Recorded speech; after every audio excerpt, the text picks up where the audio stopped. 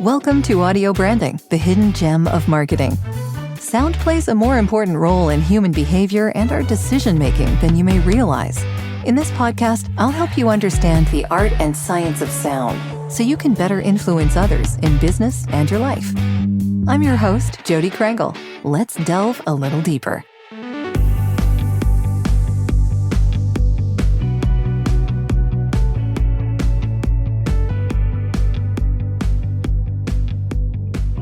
Welcome, Carl. I really appreciate your being here today. It's great to be here. Thanks very much, Jodi. I usually like to start off these interviews by asking a question about how an early memory of sound moved you. So if you have a story about something like that, I'd love to hear it. A story, I guess, it takes me all the way back to my childhood.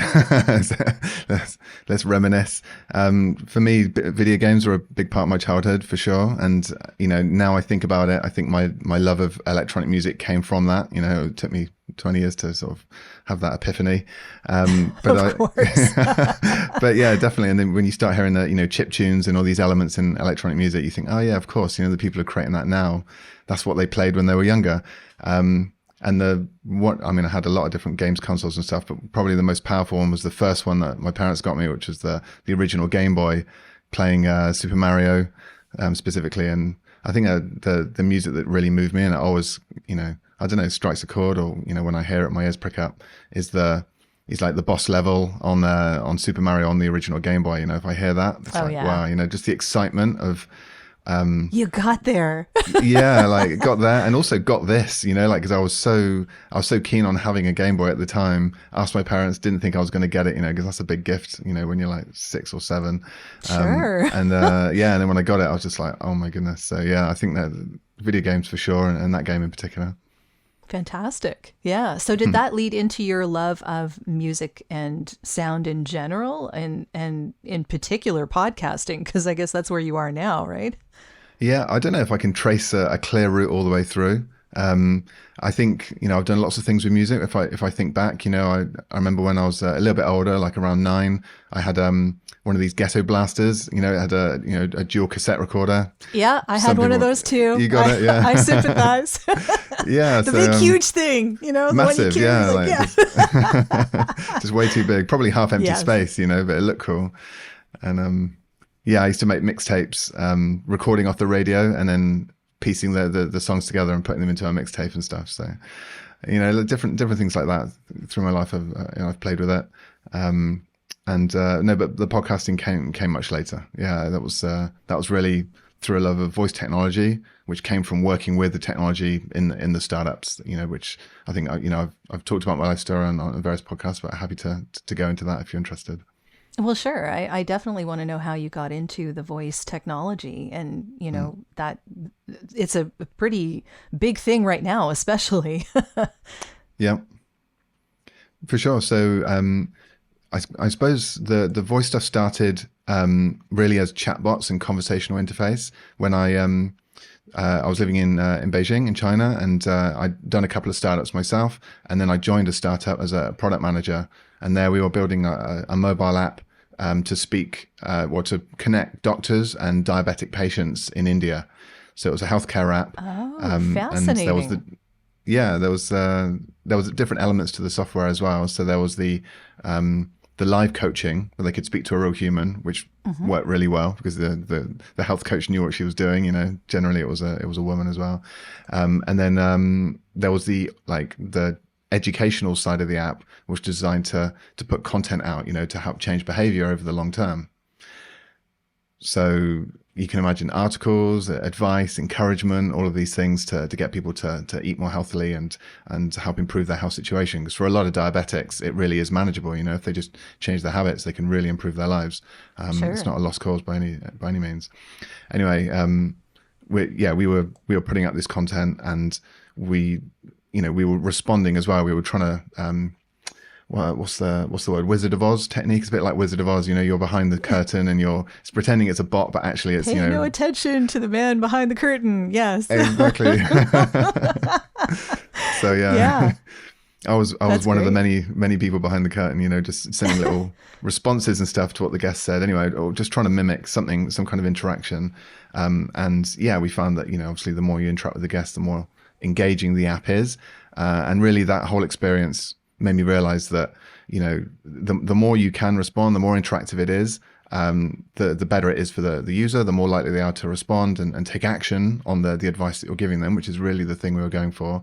And the holy grail of that is to have a real human there all the time, giving you coaching and personalized tips and just being there for you, right? Which is what the role of the health coach was. So really that was the point where I was like, okay, conversational interfaces, this really can work. If only the technology existed to be able to automate this stuff, you could do it at scale without the cost of, hiring health coaches, right? And yeah, this is really where the seed of it. And then of course that was around the time where Amazon Alexa and everything was really taking off. Of course, yeah. So it was a great time to have that realization. Yeah. I moved back to Europe. I did a data science master's for a couple of years, and at the end of that, I did an internship in a lab in France called IRCAM, which is like generally music research, but they also have a speech research department. So I was building machine learning models. It sounds very fancy, but it's kind of a lonely thing. You're on your own, just programming and Talking to computers. exactly. Sing. Yeah, that's it. So, or dreaming of talking to computers, really, because there wasn't that much talking to them. But yeah, I was working on voice emotion transformation. So there was a data set of acted voice samples from a voice actor, pretending to be fearful and joyous and all these different emotions, and then trying to convert that from one into another. And it worked to a certain degree. It wasn't amazing, but I managed to get a paper written out of it anyway, which I was proud of. Yeah. So anyway. Well, it's progressed a lot, hasn't it? I mean, what have you seen as far as that's concerned? I mean, there's so much technology out there now. Like, where do you see this going? It's like, is there a limit? Well, I hope not. I mean, technology, it doesn't seem to be a limit, right? And just now, I mean, I just literally just hosted a panel the other day with the CEO of Sanas, which is one of the most impressive voice transformation products I've seen. I had a demo like, I don't know, a year and a half ago, and it was good then. And now it's like almost flawless, and you can imagine that they're focusing their models on the most common language, the most common accent pairs that people would want to translate between. Now, voice transformation, what exactly do you mean by that? Yeah, so it comes in different guises, but in their case, they're transforming an Indian accent into an American accent, because a lot of call center operatives are in India. I see. And maybe some Americans have trouble understanding them, or they would just prefer to speak to someone with an American accent. And their technology works really well now, I have to say. Sanas.AI, SANAS. They just raised a massive seed round of like 25, 30 million or something. So obviously a need for that technology. And there's lots of different like varieties of speech transformation as well. Like I've seen Veritone. I think they've got a speech to speech transformation. So you can actually transform like live speech. I think you can basically just speak into a mic and it will come out with a different accent. You can combine it with... Respeecher is another one too, right? Is that right, Respeecher? I haven't looked into that. Respeecher, yeah. They're the ones that worked on The Mandalorian and did, I believe, the voice for Darth Vader in the latest Obi-Wan. Okay. Wow. Yeah. So it must be pretty good as well. Yeah. So some actor actually acts out the voice and then they put another voice on top of it. So the acting's already done. Yeah. But that's it. Yeah, you can't remove the human completely because you need someone to act, right? If you just spoke like you normally spoke, it wouldn't really sound like Darth Vader. Exactly. So, yeah. But then they can put, the voice on top of it, and it works flawlessly. I mean, I can't really tell a difference. I don't know how trained my ear is on that, but there's so much to do. Yeah, I'm sure one day you won't be able to tell the difference, and maybe it's not a bad thing because everybody wants to be at their best, like we wear nice clothes and put on makeup and everything else. And, one day maybe you do the same for your voice, so you don't sound tired or hungover or whatever. You can get away with a lot doing that, I'm sure. That's it, yeah. It's a dangerous thing. I have a question for you then with all of this, because it is getting so good. And I'm wondering what happens as far as protection is concerned. Like, are there watermarks coming? Is there a way for people to tell that this isn't a synthetic voice without actually hearing it? Is there a database somewhere where people have to get this from? What are the protections involved? I think it's an arms race between the companies or technologies that produce these synthetic voices in whatever guise, and the companies that are built to detect them, right? Because there are banks using these type of detection algorithms to verify that it's you. Identity verification, deception detection, to determine if you're lying. Maybe you're asking for a loan and you're exaggerating your salary or something. So now they can listen to your voice and Okay, now I'm scared. Yeah. You're not alone. Yeah, that could be really interesting. But yeah, I mean, how do you, is there such a thing as a non-audible watermark on an audio file? If you have access to the actual file, then yes, you can embed data in a file that's not, it's not audible. But I think if you're just recording it like over a phone, like if I was using a voice changer to speak to the bank, they would have to then capture that audio their end after it's been, corrupted, compressed and everything over the line. Then I think it's a lot more difficult. So then they have to detect it just from the audio, the acoustic properties. So I think there are still techniques, like I was saying, that there's tools that are constantly being developed to sort of combat this stuff. And it's just a never ending thing. It's just like in the world of security, like they come up with some type of encryption and then they'll come up with some software that can crack that encryption and off it goes, back and forth. Of course. So yeah, that's the way it goes. I like how you put that. It's an arms race. Interesting. Yeah, definitely. And synthetic voices. So what else can be done with them? We know that maybe a chatbot can have an actual conversation and like the person on the other end will feel like they're talking to a human. Okay. Right. What happens if they don't think that they're talking to a human? Is that okay? Like, are there instances where you wouldn't mind knowing that this is a synthetic voice and uses for that? I think there's instances where I would definitely mind not knowing, like if they were pretending that it was real and it wasn't. I think that really gets people's backs up. Yes. Being deceived, being made to feel like a fool, and that's what Google got into trouble with, right? With their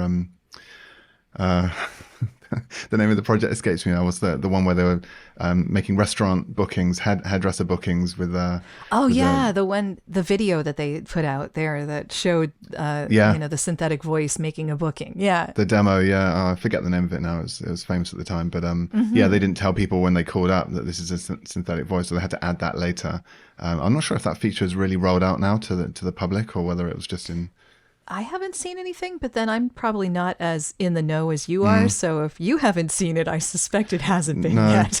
Well, I haven't heard anyone talk about it in a while, and hence why I can't remember the name. But if it's out, it will be out in the States first. So yeah, you haven't received any kind of suspicious phone calls asking to book podcast appointments or anything, have you?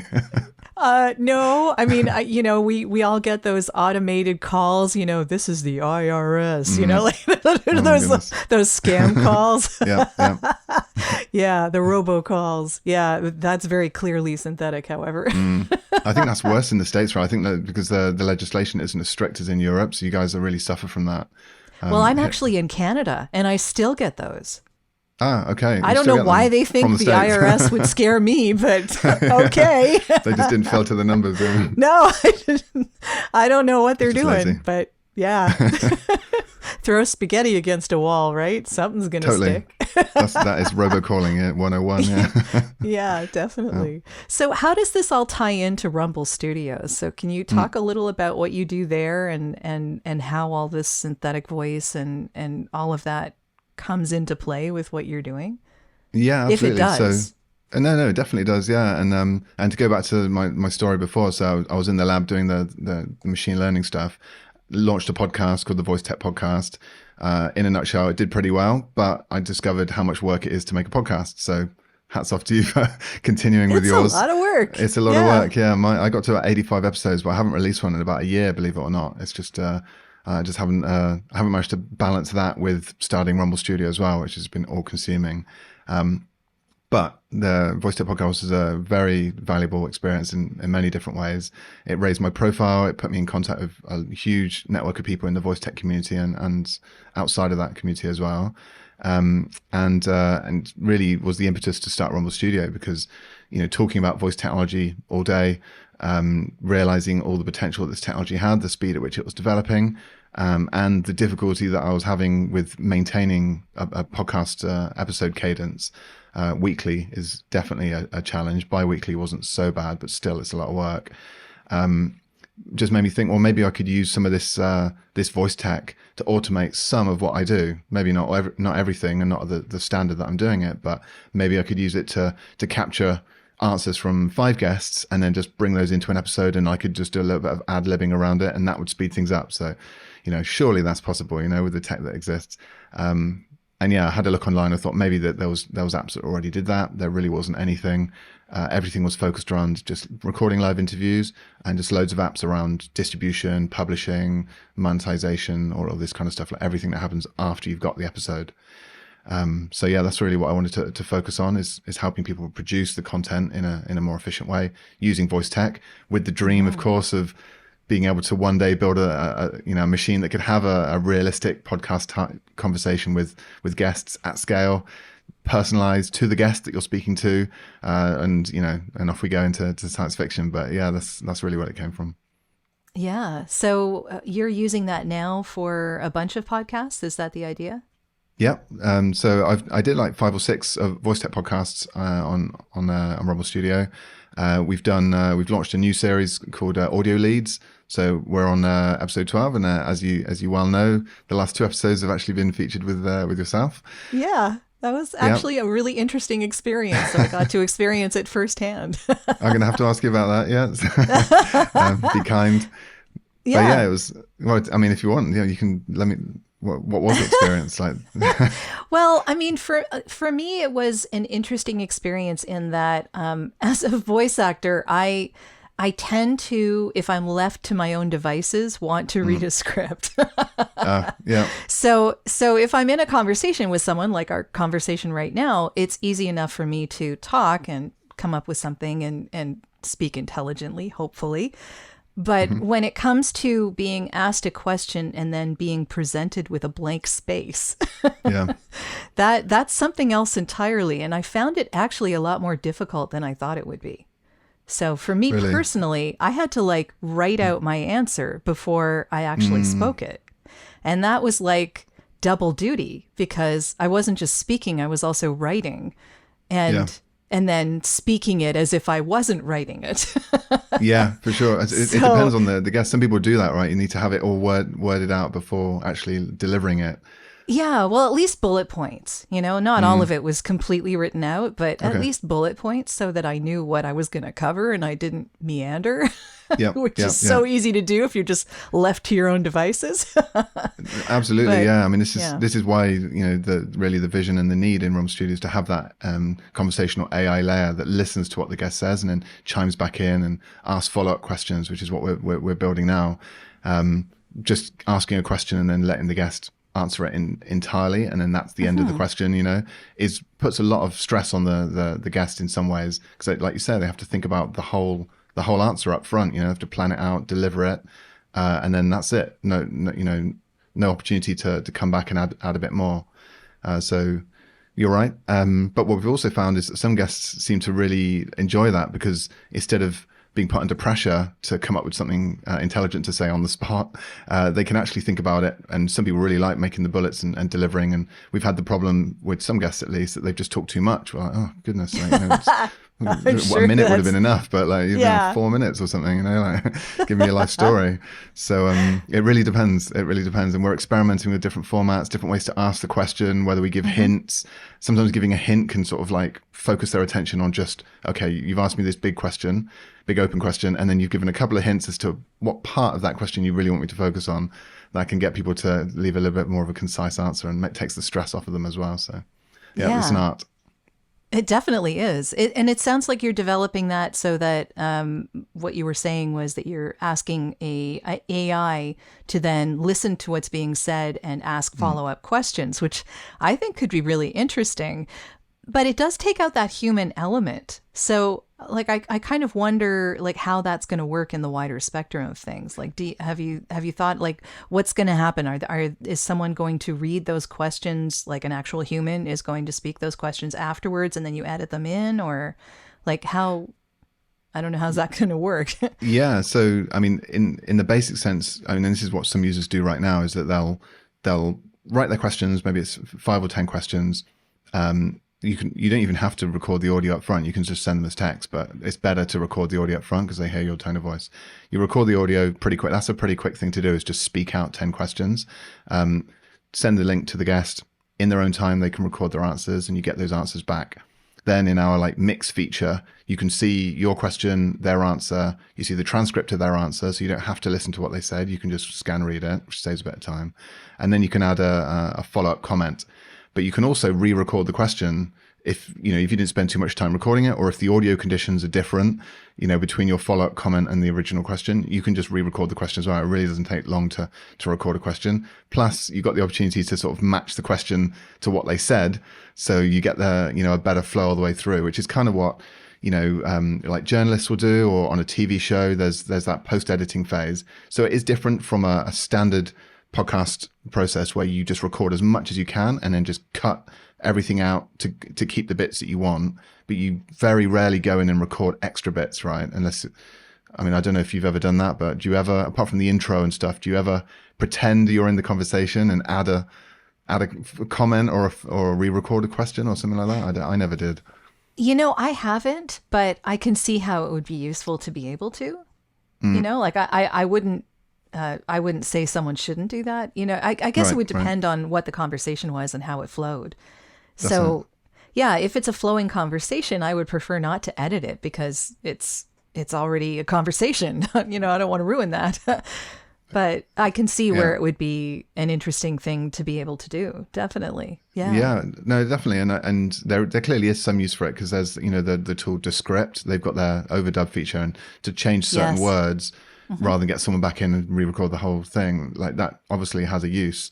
But from the people I speak to, like it has specific kind of narrow use cases. Like it's useful for these type of scenarios, but I wouldn't do my whole edit in it, for example. And yeah, like that process of re-recording whole questions, maybe they do that on the really highly produced shows, where you've got a journalist, they go out, they capture a load of audio, then they come back, and then the host, a different person, records the questions. So they kind of simulate this narrative or this fake conversation, but very professionally done. That exists, but I think it exists on the higher tier type branded podcast, where they're paying tens of thousands an episode, this kind of thing, where they've got a whole team. Well, that's the end of this episode. Thanks for listening. And if you like what you heard, why not tell a friend about this podcast? It's available in all the usual locations. Until next time.